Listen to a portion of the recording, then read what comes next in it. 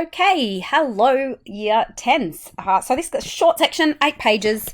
We're going to finish part 3. So where we left off, Tagaran has just been demanding, essentially, to be shown how the gun works, how the musket works. And Rook has kind of shown her almost all of it without one essential part. And so Rook sits down on the side of his bed. He is trembling and he feels this obstacle in his throat, as if part of him were trying to get out. We can see the deep impact that this incident, this conflict with Tagaran has actually had. And there's some sensory imagery here. The smell of gunpowder, perhaps symbolizing the conflict between them, and it still hangs in the air from the pinch that he exploded for her. The smell made him feel panicked and muddled, which could be because of this incident, but it could also be because of his almost post-traumatic stress disorder, PTSD-like reaction to the war, which we read about in part 2. So why did Tagaran want to know how to fire a gun? He found his mind suggesting an answer. Maybe she's been chosen by the natives to learn the language of the people, to learn their ways. So maybe she's been kind of appointed and sent. Yeah. And maybe she's been asked to find out how these guns worked, the powers, limitations.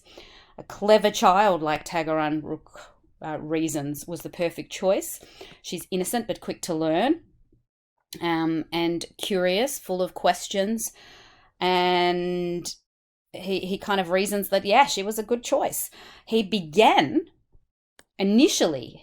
begun by thinking of Tagaran as this resource where he could learn language from. He thought he had appointed her his teacher, but was too confident because of his own ambition.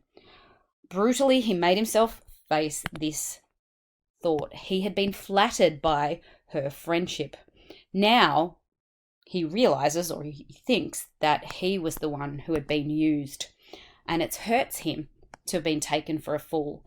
But that was not the pain in his throat, this constricted feeling, as if he was no longer sure how to breathe. The hurt that was choking him was that she had not enjoyed his company after all.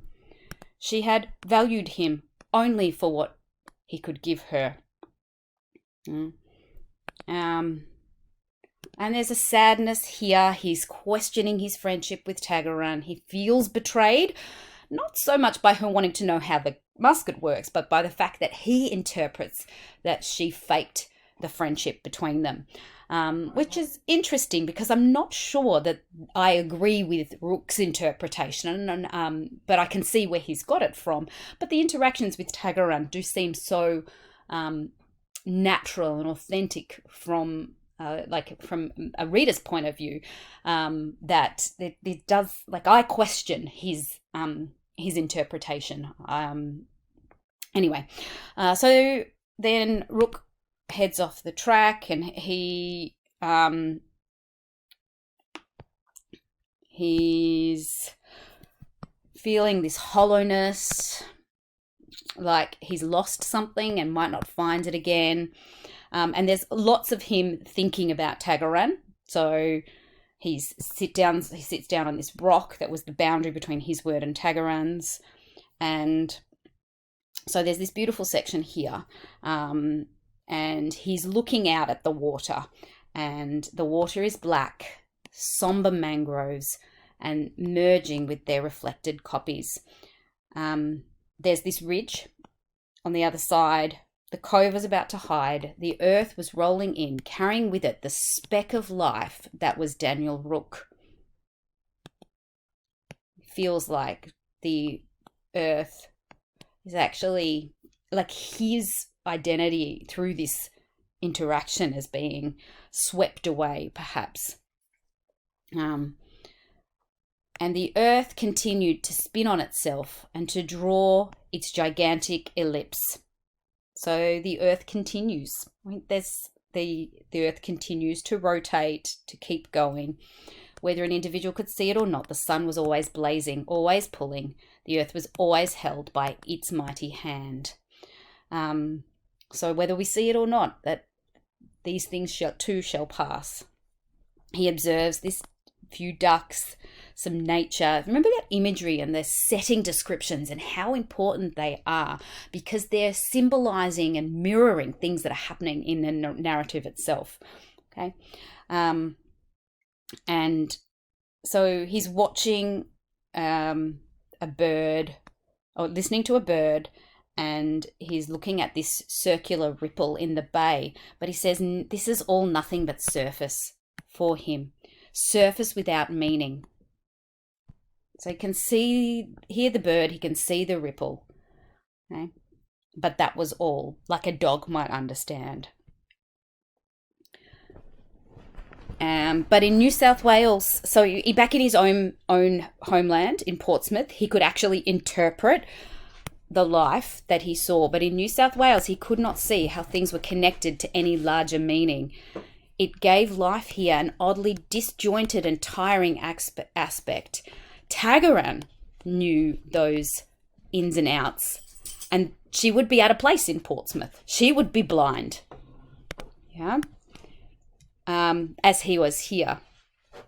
And he remembers this interaction where she asks him about the place that he was from, and he tells her. And so he's really contemplative here. He's remembering his childhood when he was Tagaran's age and the dreams that he had had. And also the dreams, I guess, that he'd had of this place where he felt like he could like reinvent himself almost, that childlike part of him. So he had,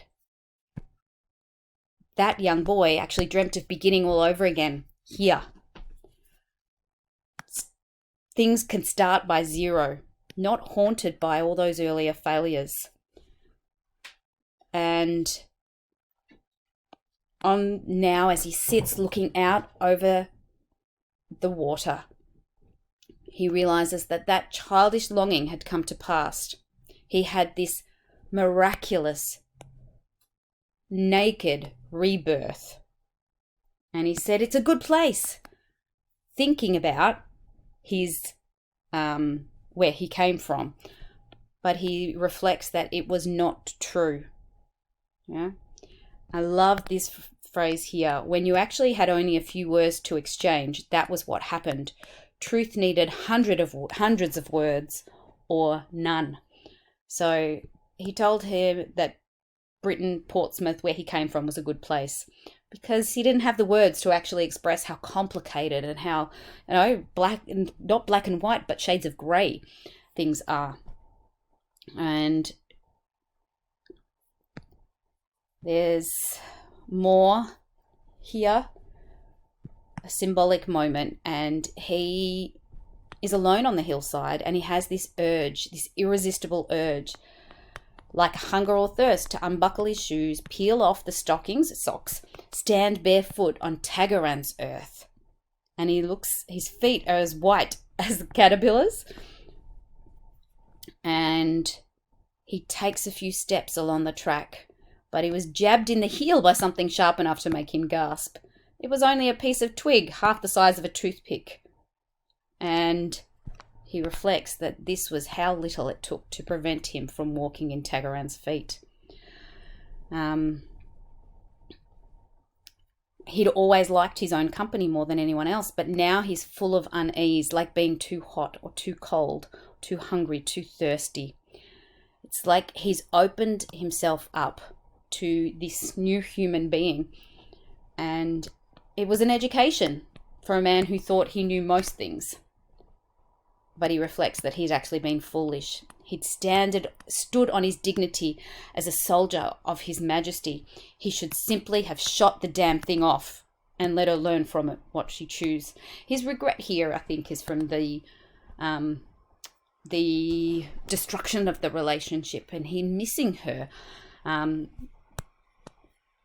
And then he goes back to the hut. He gets out these notebooks.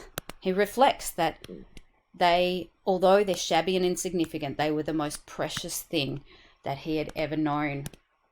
And these records were all he would ever have of her.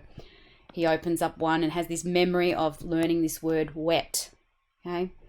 And he actually remembers learning that word. And he was so triumphant when he learnt that word, but he learnt mare, and he thought it could have meant wet, but it might have been raindrop or your hand or dirty or mud. It actually could have meant anything, but he felt like he understood the language here. And he had wet, full stop, basically. But then he's like, well, it could have meant pink. It could have meant anything. It's so grey. Okay? But written down like that, with its little full stop, the possibility of doubt was erased. The meaning would never be questioned again. And he thought that it was like science, but actually it's the worst kind of guesswork. So he's talking about learning language, but I actually think this is a greater metaphor for, like, I guess, being so certain that one way is correct, like the iron rigidity of the British imperial machine, that there's no questioning whether something might actually be the right way. So think about how that could be symbolic. And of course, it didn't mean wet, but it's actually something like very. So now he actually realizes that he was wrong. And so he reflects on a whole bunch of things that he learnt. And he, this interaction, I take more of it than cold. And now, in hindsight, he also realizes that this interpretation wasn't correct either. It actually was to do with, gore was to warm, but gore Dieu could be something else. So it's like, basically, he realizes how little he actually knows. And the introspection here, he thought himself superior, to Silk, who only saw this one-to-one correlation between the meanings of words. But he'd actually done the same. He'd made these lists of verbs, and actually learning the Sydney tongue was not like that. Both the language and the art of learning had burst out of the boundaries he tried to put around them. And so, as part of this, I guess, process, had made him invent a new language, and language of doubt, the language that he was prepared to admit he was not sure, that things might not be black or white, but grey. I guess somebody that's neurodivergent, like Rook, would perhaps be uncomfortable with the shades of grey. And so this was what he learnt. What he didn't learn from Latin or Greek, he was learning from these people of New South Wales. You did not learn a language without entering into the relationship with those people who spoke it with you. And so he reflects that his friendship with Tagaran wasn't a list of objects.